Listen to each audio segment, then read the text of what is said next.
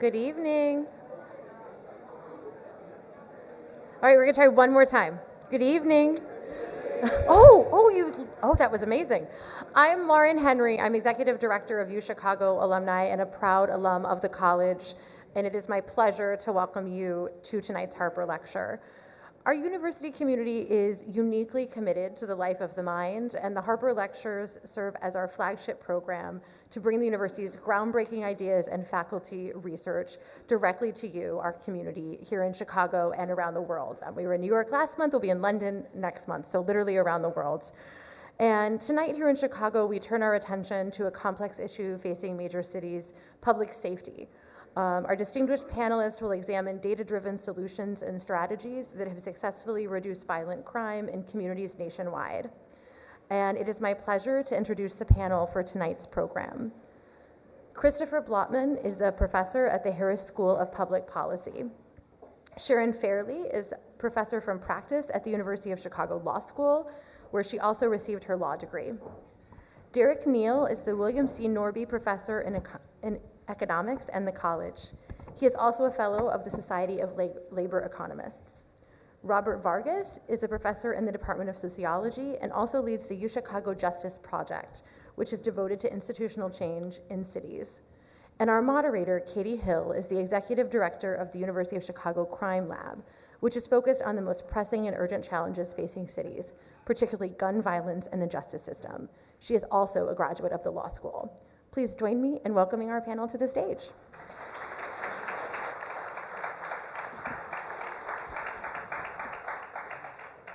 Great. Thank you, Lauren. As Lauren said, I'm Katie Hill. I'm the Executive Director of the University of Chicago Crime Lab, which is a nonprofit, nonpartisan research center that tests and scales data-driven solutions to address society's most pressing challenges, particularly gun violence and the criminal justice system. So I'm thrilled to be with you today. I'm thrilled to be with this esteemed panel today. These folks are really generating innovative and forward-thinking research and evidence to address public safety. I'm going to take a very brief moment at the top to start in University of Chicago style with a little bit of data and table setting. I think there's no dispute that public safety is one of the most pressing challenges and greatest concerns for cities in the United States. But there's also a lot of narratives and misperceptions about what's happening with public safety in Chicago and beyond. So I thought, where's my clicker? Mic and the clicker is a lot, guys. I'm gonna do my best. So tonight we're gonna focus on what is the rarest but also most socially costly kind of crime, which is violent crime. Oh, look at that, I had a title slide. So compared to other wealthy nations around the world, the United States truly has unique and not welcome outlier status. And if you look at this chart and then layer on top of it gun homicides, you can see that homicides committed with a firearm are the cause and the driver of this incredible difference between what you see in the United States and what you see in other wealthy countries around the world. In Chicago, which has been much talked about this year and will be much talked about this evening, we also have competing narratives.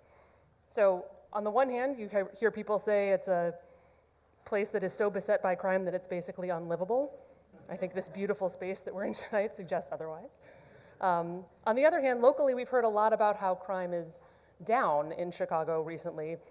The data shows the latter is true. Homicides and shootings are significantly down in Chicago year over year, but they're still quite high. And they've come down from a high watermark in 2020, 2021, but are now back to sort of where they were at pre-pandemic levels and still far too high. If you look at other, what we might consider to be peer cities in the United States, and you look going back 100 years through the crack cocaine epidemic and into the early 90s, you'll see that Chicago, New York, and LA looked pretty similar. There's one little outlier period for Chicago in the 20s. I'll leave you to draw your own conclusions about what might have been driving that. But then if you look at what's happened since the 90s, Los Angeles and New York have seen dramatic decreases in their homicide rates, and Chicago has not followed the same trend. So New York homicides are down 90% compared to the early 90s, and Chicago still has some catching up to do. Now, going back to the competing narratives point, you also hear that Chicago is just truly terrible and unlivable. When you compare Chicago to other major cities in the United States, most cities actually don't look like New York and LA, and Chicago is actually kind of in the middle of the pack. So one thing that might anchor our discussion today is just a recognition that data can be a really important tool to help us understand and cut through some of the noise about what's going on in public safety. So I'm going to stop with my table setting there, put down my clicker, and turn to our panel. I'm going to start, just a little housekeeping, I'm going to start by asking each of our panelists a question individually, and then I hope we'll move quickly into discussion across the panelists. But I really want to give these folks a chance to talk a little bit about some of their research. So I'm going to start with Professor Vargas, if you don't mind. You do a lot of work around perception and narrative and understanding. I'm going to butcher this, so I want you to talk about it yourself. But what do you see as some of the misperceptions in popular narratives around crime today, and how does your research connect to addressing those? Yeah. Hello, everyone. I think with misinformation about crime, it's important to recognize that there are a lot of political and economic stakes in crime. So you have elected officials that campaign on certain kinds of promises and can often distort facts to create the appearance that crime is either high or low, regardless of what official statistics say. So that's one complication. Another is that you have, with increased privatization, private firms that are in the business of selling crime reduction technologies that often are unevaluated, yet they make very strong claims that these products are effective. And so part of what we've done at the Justice Project is to take people's word, some of these folks' words, and test it with oftentimes their own data that we file public records requests for, or some of the data that the companies share with the public to test these claims. And so one really clear example where we've done this is with work on ShotSpotter, the controversial gunshot detection technology company, which we remind people that this company initially sold its product as a crime reduction technology. When studies came out showing it didn't do that, it pivoted to evidence gathering. And when studies came out showing it didn't really do that, then it turned to reducing response times. And it's a classic product defense strategy that firms engage in. And so what we do at the Justice Project is just write simple reports based on CPD data, just kind of keeping track and then fact-checking in order to inform decision-making. Because in these cases, it's not just about testing claims of why crime is going up, but also adjudicating all the claims for people who want to take claim for when crime goes down. Thank you. Professor Neal, I'm going to turn to you next. In your research, you've looked a lot at the impact of police and policing, both on crime, but also on communities that are heavily policed. How should we think about those things that maybe seem to be in tension, and how should that or could that inform government policy? Thank you. I want to be clear. I'm going to talk about things that I haven't finished in terms of done the research, but a research agenda that I'm very interested in, and I hope others will join me in. The homicide rate in 2023, in research done by Jens Ludwig at the University of Chicago, if you focused in Chicago on the community areas, the neighborhood map, the neighborhoods that are majority black, the homicide rate in 2023 was just as high as it was in 1993, a little higher. And so it's not just that our average homicide rate in Chicago is high. In the disadvantaged communities, it's the same as it was in the bad old days. Those spikes in the homicide rate in recent years were concentrated in 2016 and the years after, and then concentrated in the early 2020s. And there's considerable evidence, not definitive proof, that in both cases it had something to do with the police pulling back their policing efforts. And And I think kind of as a show of political force, that if you think you're going to come after us with accountability pressures, we'll just let the neighborhoods burn.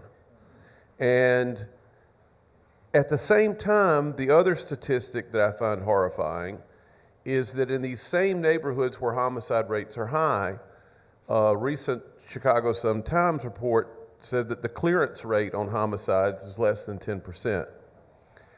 And all of that's going on in an arena where tens of millions of dollars and sometimes hundreds of millions of dollars are paid out by the city in terms of excessive force and wrongful conviction claims. And so we have an accountability problem in terms of asking our public servants who work in the police department to both provide public safety and solve crimes while respecting people's civil rights and treating people with dignity. And I think there's been a problem in the way this problem has been approached, in that people focus on one side or the other. And there's a long literature in management and the study of organizations that says if you have an organization that you want to do two things, and you only measure and reward one thing, you'll only get one thing, and often you'll get it at the expense of the other. And so I think we need to move in a direction where we try to come up with a whole new way of thinking about accountability for police that gets at all the things we want from police. And I'll just throw out two I think new and maybe controversial ideas. Next contract for the Fraternal Order of Police, we say, here's $30 million extra, yours to keep. But every time we settle a wrongful death or an excessive force claim, half the settlement comes out of that $30 million. You can't lose anything. You can't lose anything. Right? Because it was $30 million we gave you. You can't lose anything net, but there's $30 million for you to lose. So maybe that's an incentive for you to be honest about the people you work with that are a problem. The other thing is, when we collect data, it should be a third-party organization. We shouldn't ask the police to tell us what the clearance rates are, because there's a large literature about how those numbers can be gained. And so all of the things that we teach in the Booth School about how to deal with organizations is never on the table when we talk about how to manage the accountability problems we have with police. And I think I'm over time, so I'll shut up. All right. I knew I could count on you to be spicy. Thank you. I'm going to turn it to Professor Fairley. Thanks. Professor Neal has just talked a little bit about accountability. Sure, That's where a yeah. lot of your work and a lot of your research has focused. Absolutely, yeah. What do you see as the role of accountability systems and maybe the civilian participation in those systems? Sure. So accountability is just essential in policing, because at the end of the day, when you have a community that doesn't believe that officers are being held accountable when they aren't doing their job appropriately, then it undermines trust and legitimacy in policing, and that undermines public safety for everyone, because that means communities are less likely to trust police, they're less likely to, for example, cooperate with police investigations, they're less likely to report crime when it happens. So it undermines public safety across the board. And so I like to study accountability systems of all types. I spent a lot of time focused on civilian oversight of police, which the foundation is really rooted in American democracy, and it's based on the idea that we as citizens, when we consent to be governed by our government, we give them certain powers, and policing powers are amongst the most serious that we bestow on our government. It's the right to take life and the right to take liberty. And we as citizens want to have a say in how those powers are executed. And so that's the basis for civilian oversight of police. And unfortunately, based on my research right now, civilian oversight of police is basically under siege, because law enforcement has really pushed back at a lot of reforms that were really incited by the killing of George Floyd in 2020. We had a lot of communities that were saying, we want civilian oversight, or we want stronger civilian oversight. And law enforcement and the unions have been pushing back in every way possible, including here in Chicago, where we've recently lost the power for our own police board, which had been hearing serious misconduct cases for over 60 years. The officers are now going to have the right to take those cases to arbitration, which we know is not the best forum, not the strongest forum from an accountability perspective. And so I spent a lot of time on those issues, as well as the law that governs accountability. So I spent a lot of time focused on use of force law and policies, because you can't hold an officer accountable unless there's a policy or law that said what they did was wrong. So thank you. Thanks. Professor Blattman, let's bring a little bit of an international perspective maybe to this, but also you've done work domestically. Some of your research has focused on non-police alternatives to violence prevention. I do want, we're going to circle back around to what police can do well, I don't think. But can you talk a little bit about the potential for cognitive behavioral therapy or CBT interventions to be a tool to address violence, and what you see as some of the promise, but maybe some of the limitations of that practice? Sure, thank you. So, yeah, so it's a bit weird to ask a political scientist and economist a psychology question, and especially one who I spent most of my career working in civil wars in Africa and organized criminal factions in Latin America, and yet I've been working on CBT in Chicago. And why is that? It's by accident. So one of the things I feel, for every million people in a city, in most cities in the world, there's probably 1,000 young men who are responsible for most of the violence, the serious violence, that is. And I just spent a lot of time trying to find these people and understand what makes them tick and what can be done. And by accident, maybe 10 or 15 years ago, I stumbled upon a group of ex-combatants in West Africa who had created a program that they called their transformation program. And I could give you a long story, but the short answer is, just on the face of it, it just seemed to almost magically work. Like, I just kept meeting person after person that had gone through this program. I was like, and seemed to have changed their lives. I'm like, well, what kind of magic formula is this? And I'm fortunately married to a psychologist. We wrote exactly down what they did by day, and I showed it to my wife. She said, oh, this looks like cognitive behavioral therapy. It's a bit unusual, but, and what does that mean? Well, think about all of us, I have my son, I can just go 0 to 60 with my son really, really quickly. I don't get angry quickly with everybody else, and I don't get angry with them over certain things. There's just certain things where, like, my irrational brain takes over. And while my irrational brain is taking over, there's like a little voice. There's a rational voice saying, what are you doing? This is a bad idea, you know, and what cognitive behavioral therapy does very powerfully in lots of things, and we have that voice for our depressive thoughts and anxious thoughts and lots of things, but when it comes to anger and reactive thinking, cognitive behavioral therapy is getting us to sort of like recognize that voice is there and recognize our automatic reactions to certain people and certain stimuli. So that's the cognitive element. And the behavioral element is we just train ourselves. We just practice reacting differently. We practice taking a deep breath and listening to that voice. We practice walking away. We practice reacting automatically in a different and more productive way. And it turns out that what these guys had figured out, and what others had figured out here even in Chicago with a program called Becoming a Man, is that all of us, me included, but certainly those 1,000 young men, can learn to listen to that voice, can learn and practice in a controlled setting to sort of respond differently. And then some of them, not all of them, some of them will then change their patterns of behavior. And that can tackle a lot of violence. And so we ran that as a big social experiment in West Africa, and half the guys who went through the program left that life. And then we ran it, it was part of a strategy to respond to this violence spike here in Chicago. And we ran it, and it was, I would say it wasn't as unqualified a success, but at least, particularly among one of the biggest and most important groups of men we targeted, we just saw dramatic reductions in homicide arrests and dramatic reductions, like 25% less likely to get shot, and so forth. And so they, real substantial changes in behavior. That said, in a city like Chicago, where I think a lot of the violence, not all, a lot, half, I have no idea, is a little bit more reactive and is emotional and individual, this is effective. This is a great tool to have in your arsenal alongside all your other tools. But in Chicago, and especially in a lot of the places I work, most of the violence is not hot-headed and reactive. A lot of it's strategic. and you're going to make you give those people CBT, and you're just going to make them better at their strategic crime and violence. And so it's not the only tool we have to have in our arsenal. And so I've sort of migrated away from CBT and working towards some of these more strategic tools, which I think are harder, but that's part of the solution.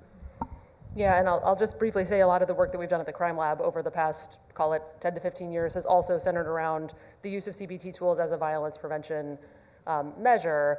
And one thing that Chris said that I think is really important is the overlap between perpetrators of violence and victims of violence is really, really significant.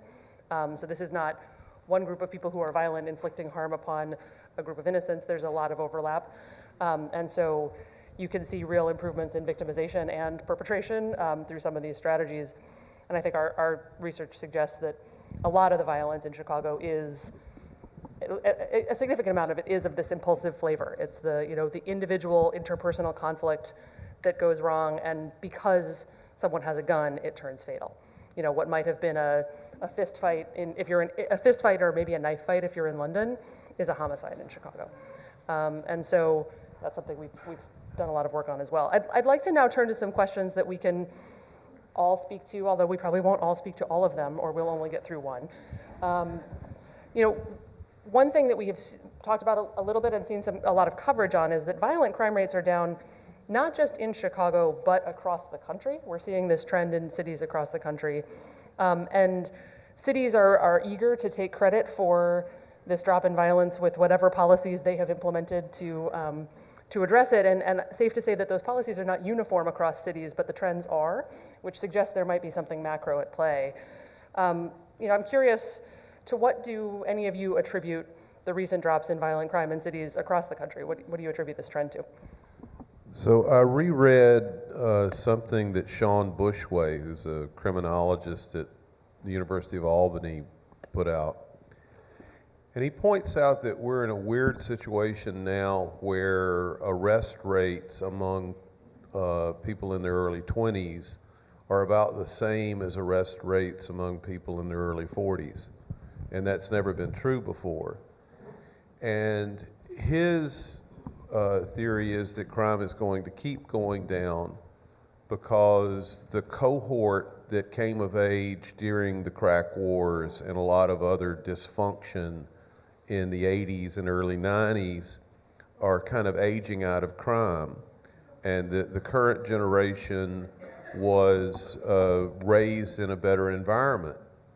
What I think matters for thinking about that story, I wrote a paper that I hope will be accepted soon that has a lot of, I wouldn't say definitive, but a lot of strong suggestive evidence that if you can do a better job early on with reading and math instruction, getting kids prepared for high school, and then the schools that especially help them make that transition to high school so that they don't drop out of high school, especially for African American young men, that's a powerful thing for keeping them out of the criminal justice system to begin with.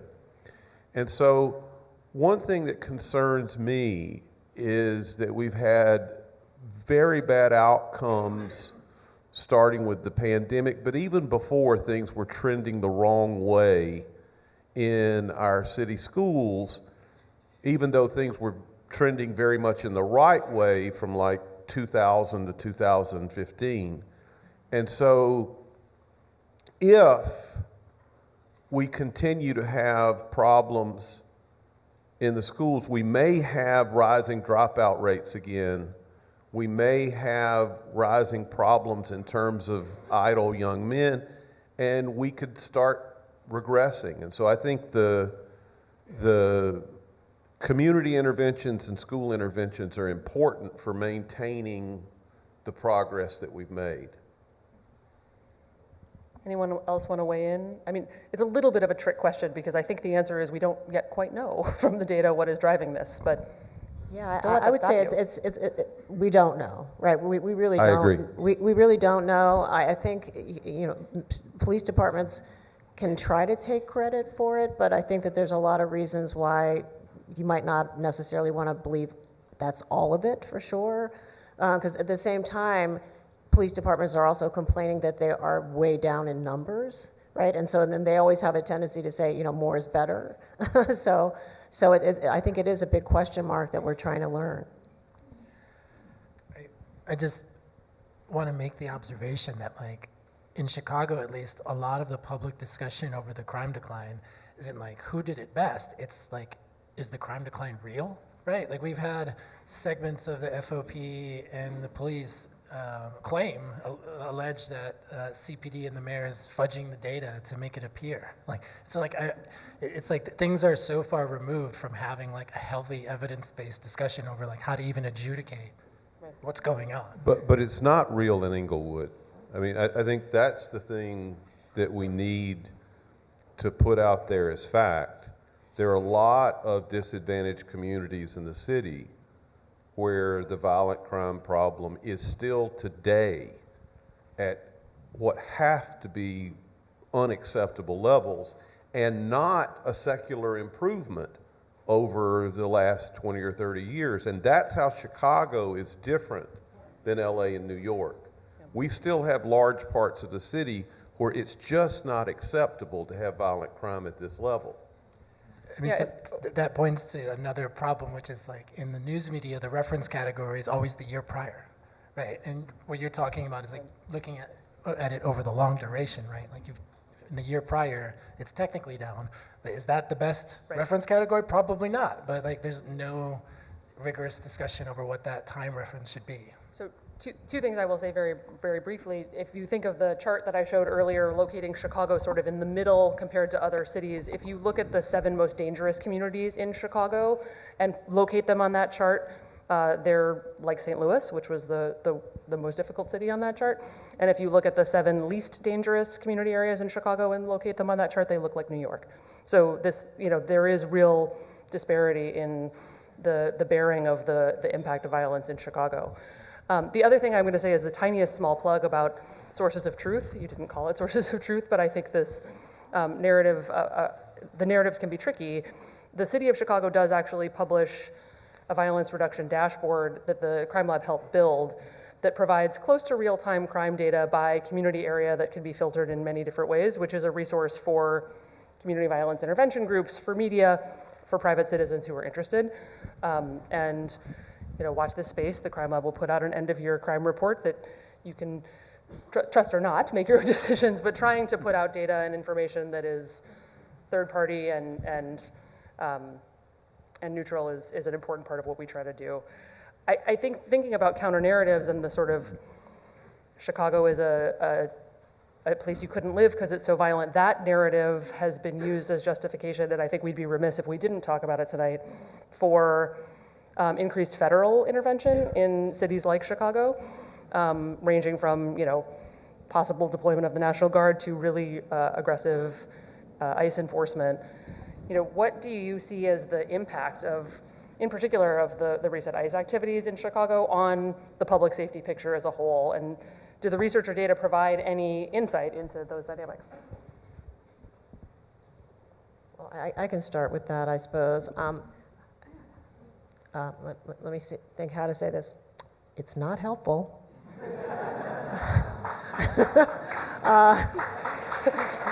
So I think, the city, because of what's going on, I think, there's a lot of trauma. People are scared. People are frustrated. People are angry. It's created this heightened emotional environment that we're in that cannot be good, right? And I think it also undermines people's trust in law enforcement and government in general. And so I think it's definitely not helping the situation. I'm the least qualified person to talk about this in the context of the U.S., but if we think like globally, I work in a lot of places where there are no police. That's not a great situation either. A lot of it is about what are they delivering. I mean, in places where there are police who are providing order and who have legitimacy, there's a lot less need for retributive violence. there's a lot less need to feel you have to shoot back, if only to maintain your reputation, so that it's not open season on you. In the cities where there's clearance rates that are above this abysmal 10%, and do much better, I think there's just all of those strategic dynamics that drive violence go down a lot. And so the problem for me as sort of someone who studies the rest of the world looking in at Chicago or at the United States is to sort of see these actions as like not contributing to trust, and not contributing to the legitimacy of police, and so being counterproductive in that sense. And so and so to me that's the harm. And if you asked me like what, I don't know, if I were a mayor and you told me, do you want federal assistance? And if I said, yes, are you going to send the FBI here? And are you going to help me get that clearance rate up? Are we going to have more resources for, and I don't know what it takes to solve the crimes here, but for forensics and for analysis and all these things, there's a lot of things that I'm sure, ingredients that could make this better. And the problem is we're not necessarily getting the federal help that we need, is my impression. I'll say a couple of things. Like, one, I think that, I don't think it's motivated by an effort to try and reduce crime. I think it's motivated to try and send a signal to immigrants in certain communities that they're not American, that they don't belong here. And I think, to a certain degree, folks are going to internalize that message. But what I see on the ground is it's actually doing the inverse. It's creating a tremendous amount of what Rob Sampson would call collective efficacy, trust, solidarity, alliances amongst groups and people you previously would not think would be allies are now coming together. And so I think that's that's another way to look at it. But to me, the biggest concern in terms of the consequences are the economic consequences, because all of the immigrant businesses are having to shut down and lose revenue. There's a really excellent Tribune op-ed today that was published by Tonantzin Carmona and former Congressman Luis Gutierrez, calling for some sort of like relief for businesses so that these immigrant communities don't suffer like a similar kind of fate that Tulsa did back in the day with with Black Wall Street and the attacks on the black black economic center. Those would be my main concerns. And Tonantzin was a colleague way back when I worked in the mayor's office, so I'm delighted that you just name-checked her. It's a great piece. So one of the things that I think unites our panelists today is that their work really doesn't only focus on academia, but tries to take what can be learned from research and evidence and bring it into the public sphere where it can actually have impact. So thinking about our public safety challenges, what are some practical, proven steps that cities can take to improve public safety? And are there any things that are uniform, or is crime so idiosyncratic across jurisdictions that there's nothing that we can generalize? So I haven't been doing crime research most of my life. It's a fairly recent thing that grew out of studying inequality generally. But I got placed on a National Academy of Sciences panel in 2021 on studying reforms to criminal justice that would reduce racial disparities in criminal justice. And the two things I learned from reading constantly the literature over those 2 years was that there's a lot of evidence that it's much better to invest in having more police on the street, eyes there being proactive, than it is to invest in trying to create fear of punishment. The people who are young people engaged in crime, they wouldn't be in the circumstance they are if they were people that planned 10 years ahead. And so telling them there are people there that are going to catch you and you're going to get in trouble today is much more effective than promising them an extra 2 years on their sentence. So we have a lot of literature that says more police are effective. The second thing I discovered is we have an incredible body of evidence that in many cities in many different contexts, the way police practice their craft leads to a lot of racial disparities in the way people are treated in stops, the way people are pushed around. I looked a lot into the police shootings. I actually don't believe there's strong evidence that there's racial bias in terms of who ends up being shot by police. But everything else, there's tremendous racial disparities. As a friend of mine said, you know, black dignity matters. And so I think in a city like ours, where we still have clearance rates under 10 and we have these terrible homicide rates in our historically African-American communities, we have to embrace this notion of figuring out how to make the police work for the people and all the people. And one of the things that frustrates me most about that 10% clearance rate is that occasionally someone shot in Hyde Park. Occasionally some middle-class person will be walking across a parking lot and be shot by someone who comes in to rob someone. In 36 hours, the assailant is at 26th in California, detained in a jail cell. And the same thing can happen 2 miles away in Inglewood, and there's a 10% chance that anyone will ever stand in bond court and be charged with that murder. And to me, we have to get to the place where that's just as unacceptable as the excessive use of force. If you tell a mother that it's not worth the city's time to figure out who killed her son, what could be a greater insult or a denial of dignity? And so we've got to take seriously that it's a hard job to get both types of service at once. We want you to be aggressive, we want you to provide public safety, and we want you to do it in a way that respects civil rights. That's a tough nut to crack, and I don't believe that we have taken it on because you just have two political sides that are pro-police, anti-police.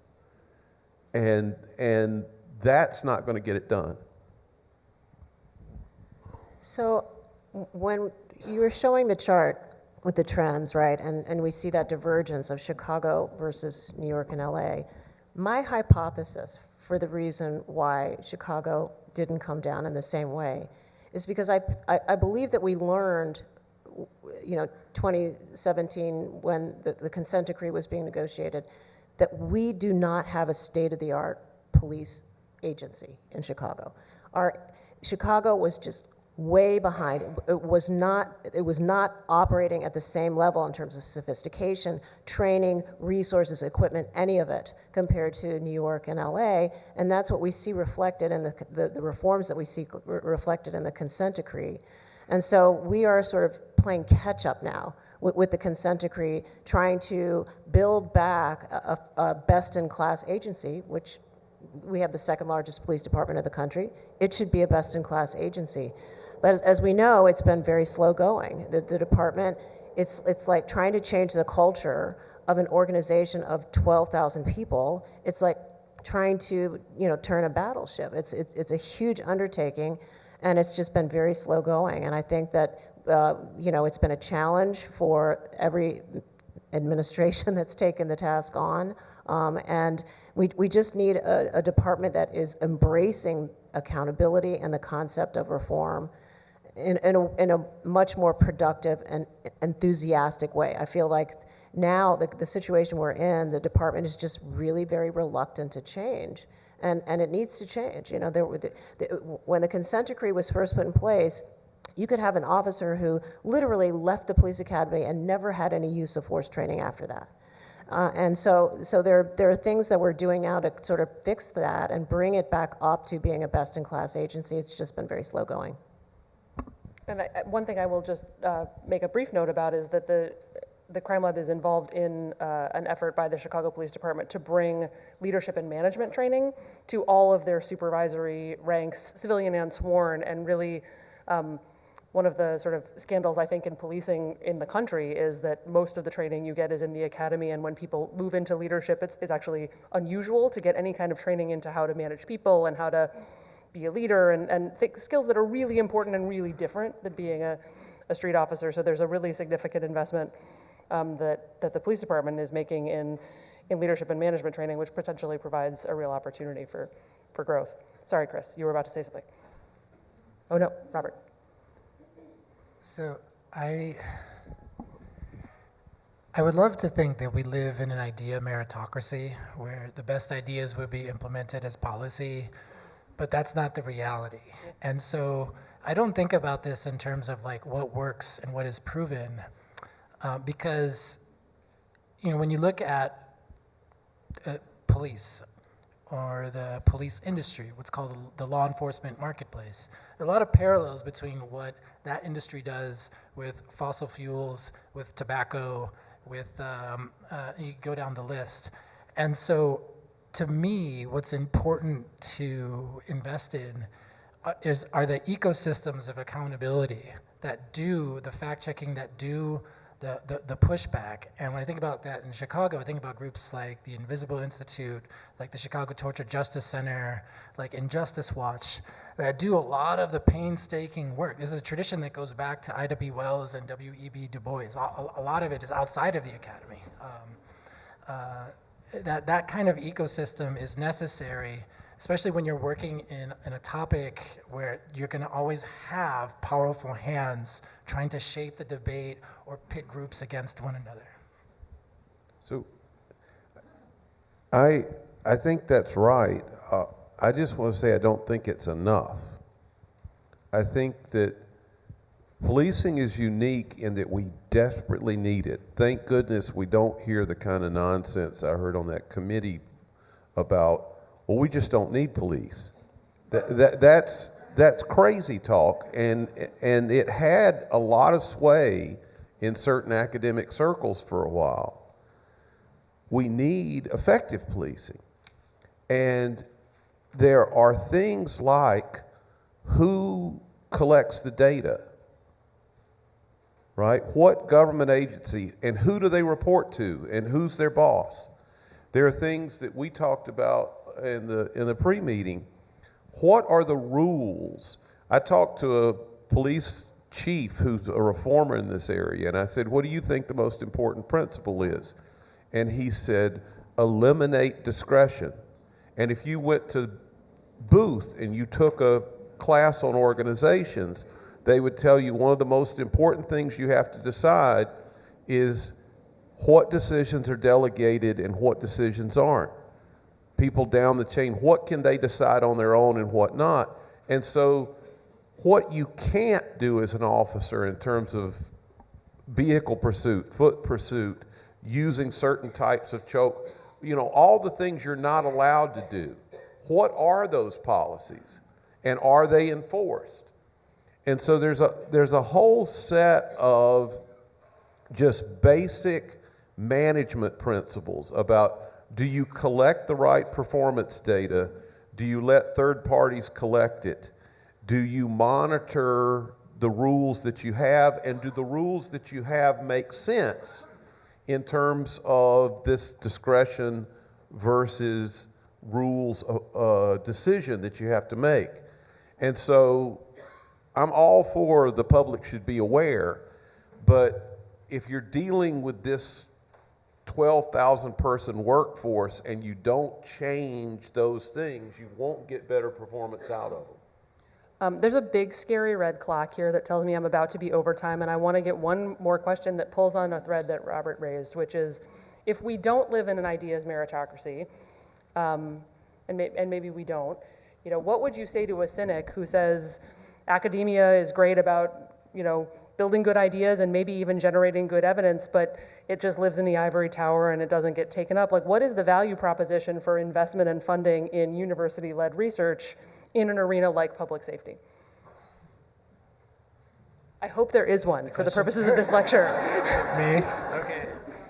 I guess my reaction is that that cynicism is warranted. Like there's a long history of industry-sponsored science on a variety of topics to shape public opinion in pharmaceuticals, in fossil fuels, in tobacco,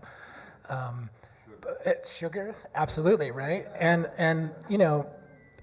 all of that said, one of my favorite things about being at the University of Chicago is that whenever I've challenged any of my colleagues to a debate on anything, they've always accepted. It's just like, I feel like Chicago is one of the few places where you could have people across different alliances. And I'm not saying that industry-sponsored science is just bad across the board, but it's done. But Chicago is a place where those kinds of conversations and debates could be had, and people can agree to disagree. And I feel like, we're living in a world where those kinds of conversations are happening less and less. But I feel like those kinds of conversations are increasingly important now, and I'm seeing it with, groups that have traditionally been on different points of view on an issue beginning to talk now because of the entire broad, enormous attack on science writ large that's happening right now. In 10 seconds, I would add that you can't have the experts in politics and public opinion among us move us toward the optimal policy if analysts don't sit down and do the hard work of figuring out what the optimal policy would be. So that's my yay nerds closing statement. I can think of no better ending moment than yay nerds. So with yay nerds, we're going to turn it to the nerds in the audience and have a little time for Q&A from the audience. And I think there's colleagues with microphones who will come to you with the mic, and I see Joshua with the mic. Anita Orlikoff, a lifetime. I grew up in Hyde Park. On October for Halloween, we knew that thousands of teens were coming into the neighborhood. Somebody tried really hard again this year to organize community people to be out there.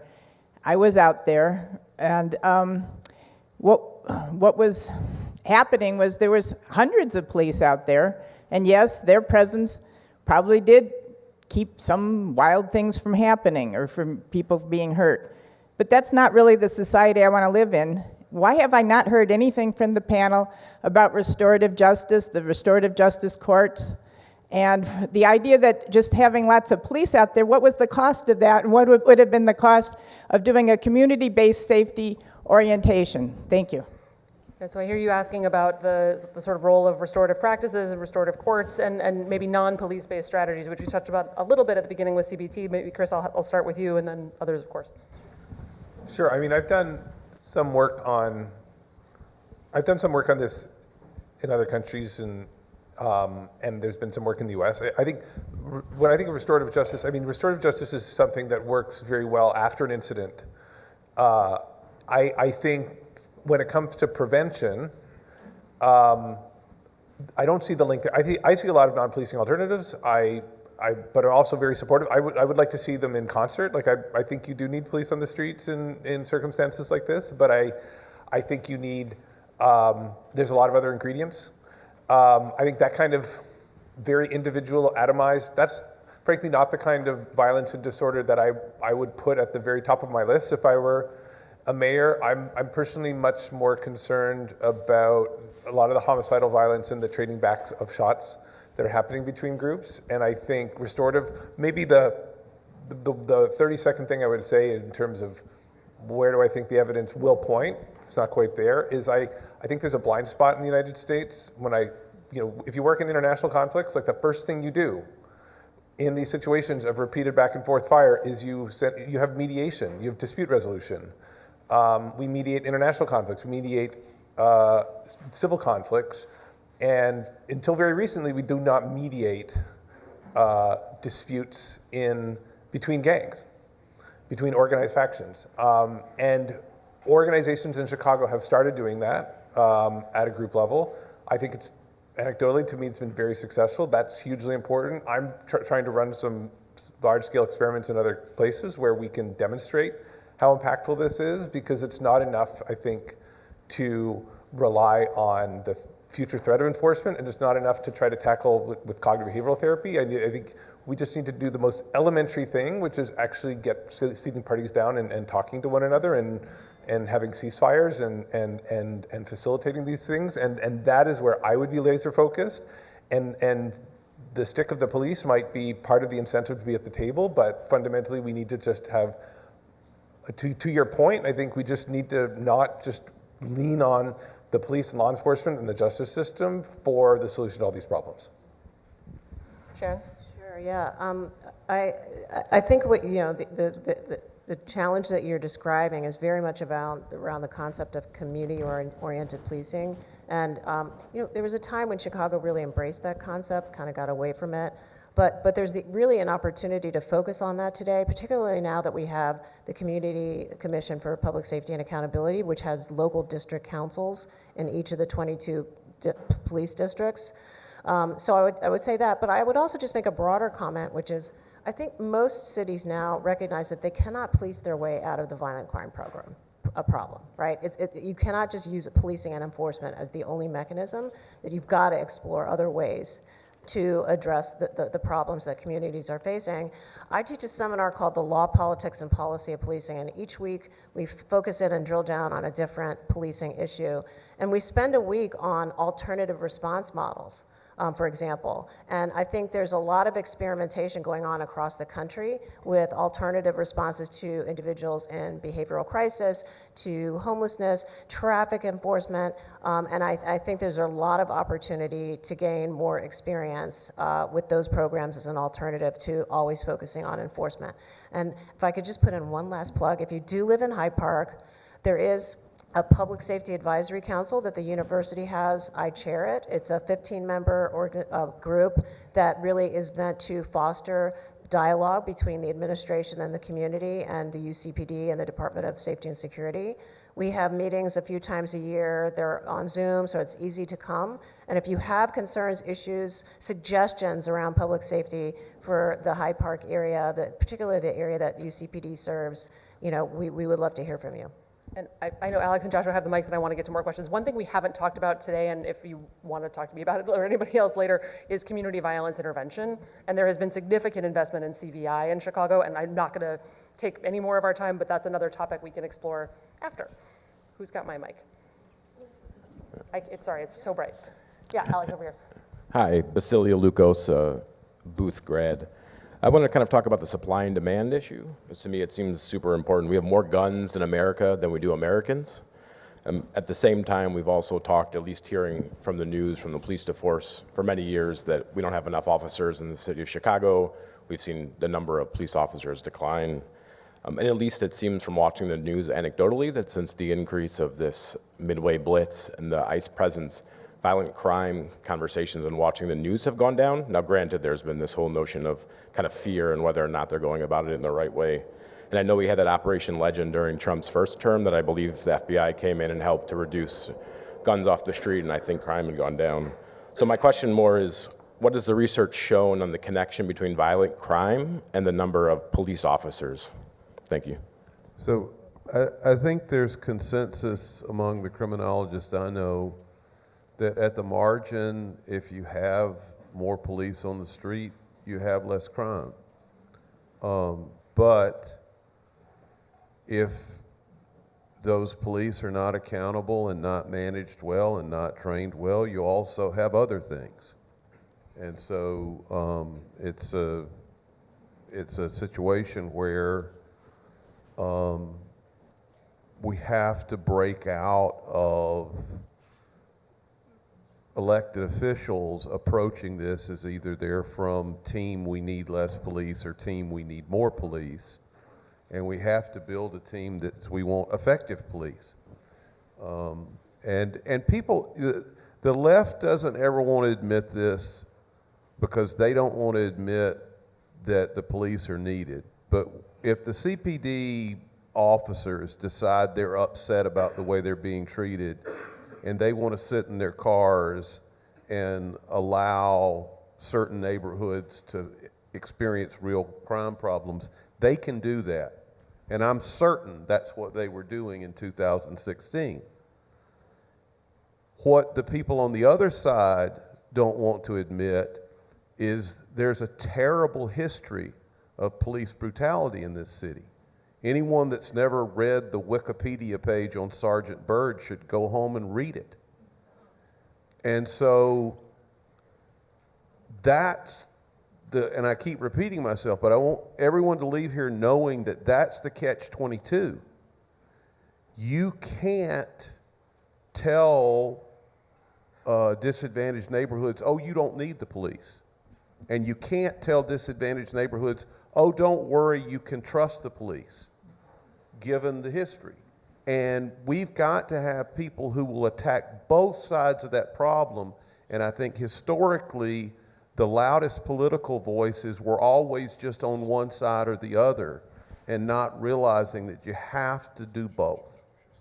So I'm going to agree and disagree on some of that, because I feel like it depends on how you define the left, because I would argue that it's been a pretty bipartisan consensus to invest in police, right? Like 94 crime bill that invested in policing and community policing came from the Democrats. And so I think what you're talking about, the left, might be abolitionists. And I think, there's a lot of varieties of thought of abolition, but the one that I've felt to be so constructive is that, the argument is that you try to pursue all of these reforms, but there are all of these blockages and barriers to achieving these reforms, that investing in policing alternatives is like investing in alternative kinds of agencies is the better way, the more effective and direct way towards trying to innovate in the public safety space. If police are just constantly trying to ensure that their number of officers on the beats don't go down, and they don't see their budget lines move to another agency. I'm going to throw over to Joshua because we want to get some more questions in. Hi, my name is Rob Kelter, and I'm just an environmental attorney.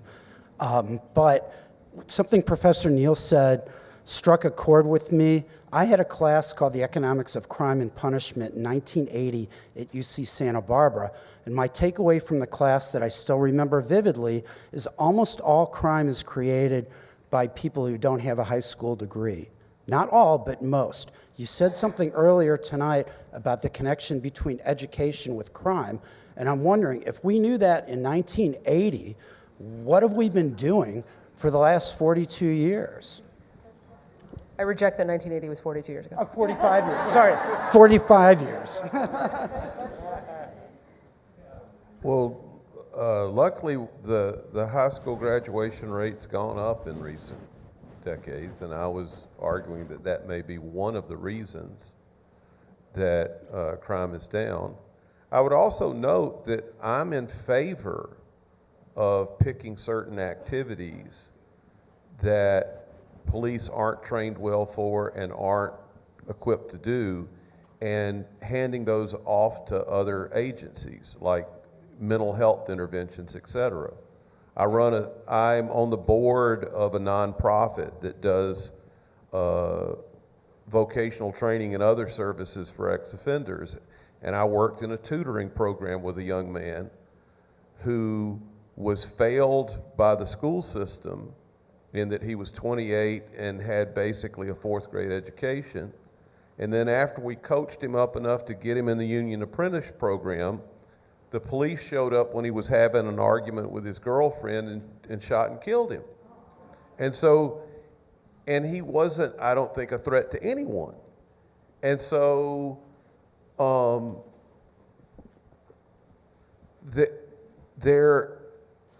the failure of the education system, though, put him in a situation where he had a record because he really did not have the reading and math skills you'd need to even fill out an employment application. And so these things are important. I think they're better than they used to be. But I do believe that a lot of things that were pushed over the last 10 years by people that called themselves abolitionists got a lot of young men killed. And they got a lot of young men killed not in the neighborhoods where the academics who call themselves abolitionists live. Because people don't realize that if you have a strategy that is just about trying to reduce police numbers and attack the police and battle them politically, they have the power to sit in their cars. And there's evidence from studies of Baltimore and St. Louis and Cincinnati and Los Angeles and Chicago that that's exactly what they've done at different times when, whether it was consent decrees or public pressure or whatever, was done in not a thoughtful way that tried to make sure that they were still on the streets. And the people that die when we make those mistakes are young black men in disadvantaged neighborhoods. Do we have time for, I'm a rule follower, I'm a lawyer by training, and the clock is mad at me, but Alex, do we have time for one more? Terrific. Hi, I'm Parivarthan. I'm the staff at UChicago. I have a quick question. With programs like SNAP being reduced and legislation like the Big Beautiful Bill taking effect, how can cities like Chicago maintain public safety while addressing the growing social needs these policies might create?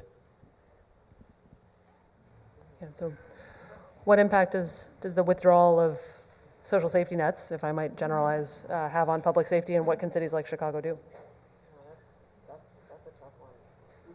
Where's the economist now? No idea, says the economist. I've never looked at that data. I don't know. Because he's never looked at that data. That's a good answer. Chris? If you believe what I say, if there's 1,000 people in the city who are per million who are causing most of the violence, I'm not sure that SNAP is changing their decision. I'm not sure it's a first order. It's a first order concern for a lot of reasons, but I don't see a big connection between that and the shootings that are happening. One thing I will say that we do see is in times like this where there's a withdrawal of significant resources for something like SNAP or any other social program, philanthropy and private funding in communities is increasingly called upon to backfill in those spaces and fill those direct service gaps, which then has waterfall effects on other things. Not directly on, I'm not saying that's directly on the number of shootings, but when you think about investments that people are making in, for example, research, I'm never gonna say you should invest in research instead of putting food on the shelves of food pantries. When people are hungry, they need that food. But when you think about the sort of universe of resources that are available to address all of the social problems that face cities all over the country, including Chicago, these constraints, I think, make the constrained optimization problems even more difficult and sort of shrink the pie for funding some of those resources in ways that... And I would say, before research, the enormous increase in federal spending on community violence interventions and outreach work in a city like Chicago, that's the money I would be worried about. If you're worried about violence in Chicago, that is the money I would be terrified is going away. And that federal money is gone. There were significant investments in community violence intervention that have been pulled back. So, but can I just maybe add a little to that, though? I think that the concern is a valid one, and here's why. I think when we look at what happened in the pandemic, when there was a vacuum of social services, I think that did contribute to some of the problems that we were seeing. So, I think it's a little early yet to worry about it, but I think it's a valid question. So I think we are now at time. I think I could speak for myself and hopefully for some of my fellow panelists when I say we'll be in the crowd if you want to follow up with further questions. I want to invite Lauren back up here to close us out, and thanks to the panel for a really lively discussion. All right. Thank you all so much. I'm going to ask you to join me again in thanking our amazing panel for such a wonderful conversation. And many, many thanks to you all for your insightful questions. I would expect nothing less from this audience. So your attention and your questions are wonderful. As you heard, this is a complex issue, and as I think Professor Vargas said, I'm so proud to be part of a community that is willing to engage in and learn from conversations like the one that we had tonight. So I hope that you all will continue to have these conversations with other alumni, with parents, with family and friends, with your community, and to continue to join us for similar discussions in the future.